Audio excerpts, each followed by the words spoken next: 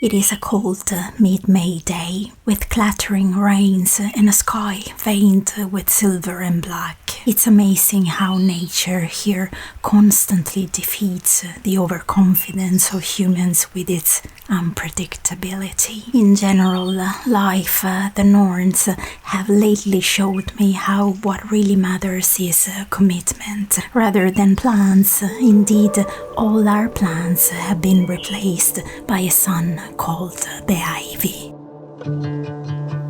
Standing in my own belief, swinging from the willow tree, sun is shining, spotlight over me, but you are the only one to see what's really going on beneath. Feels like starting over until it's over.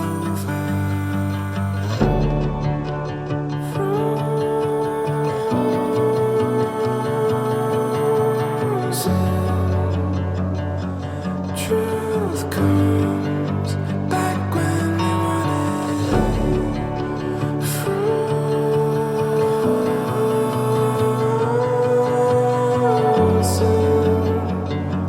Truth comes back if we want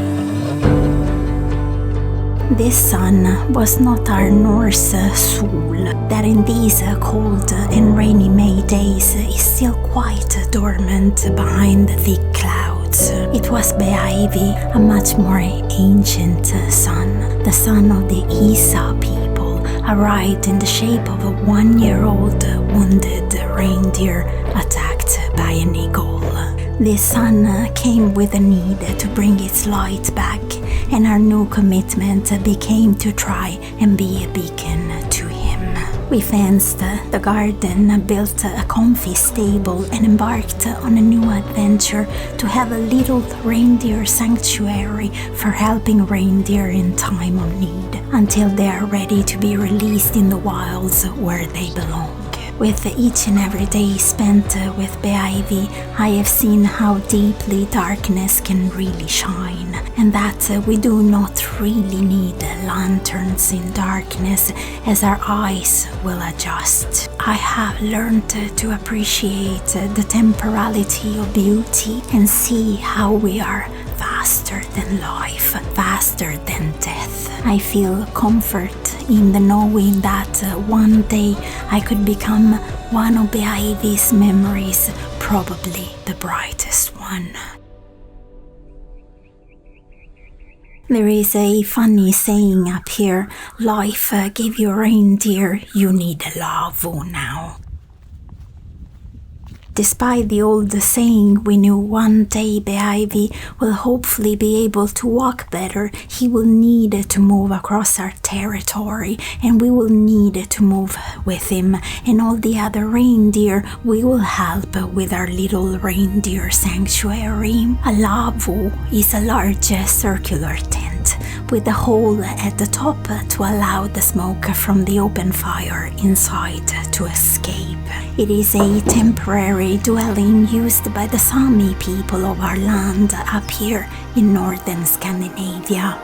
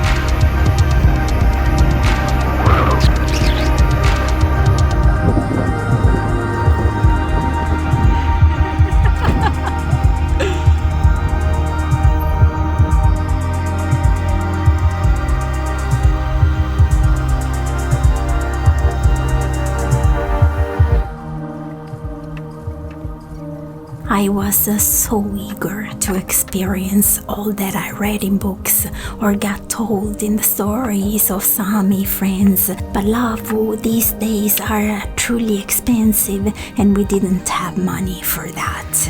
Until one day we saw a guy in the south of Norway selling his used lavo for a fraction of the used price.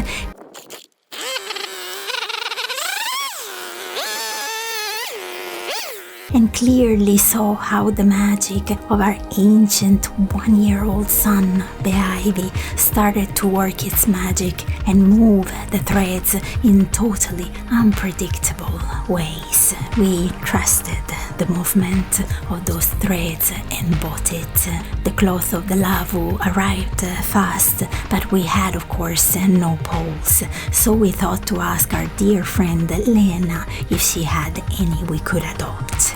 On a very windy morning, she took us to her wonderful stable and we saw the most perfect and straight and bark-free poles. We adopted them. We are so grateful for all the help Lena has given us, not just the poles, the hay we regularly get from her for Beaivi, but also for her great knowledge in wound treating and suggestions we indeed needed a lavo. The construction on an average consists of 15-16 straight poles. The bark is removed. It's made of thick cloth with an extra sawn door and the fire pit in the middle. It is amazing how in the lavo all daily life took place.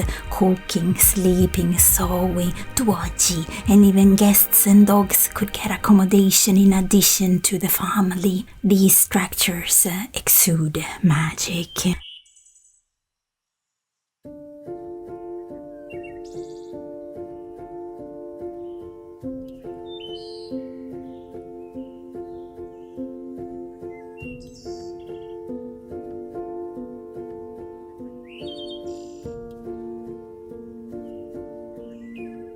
I remember an old story in regards to the fact that everything in a lavo has reasons for being where it is. The wood on the fire should be put straight and the thin end of the wood should go towards the doorway. Also, all the wood stored in the lavo must be with the thick end towards the kitchen area. We navigated the days map-free, just the instinct as a main driving force. We had to set it up on our land first, as cloth needed treating and sealing against rain and ice, and once up, we made a little fire inside to welcome this new being into our life that came with the promise of adventures ahead.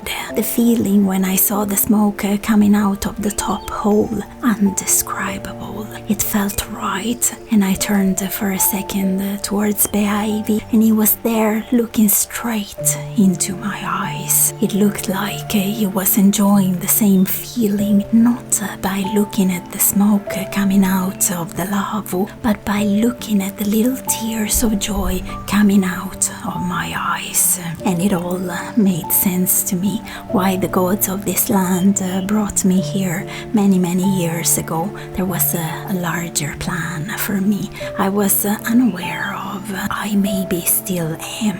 But in this setting I belong. These are the grounds that feed my roots, the grounds that taught me. The focus should be put on feeding the ground, not the plants, as we withstand life, as we withstand the good or bad yarn of the secret weavers, when we learn the sorcery of growing, being grounded. In the eyes of Beaivi, I saw all the enchanted crossroads that brought me here. In the fairy tale you will maybe tell your kids tonight, I will simply be the girl who brought the light back to a reindeer-shaped sun called Beaivi.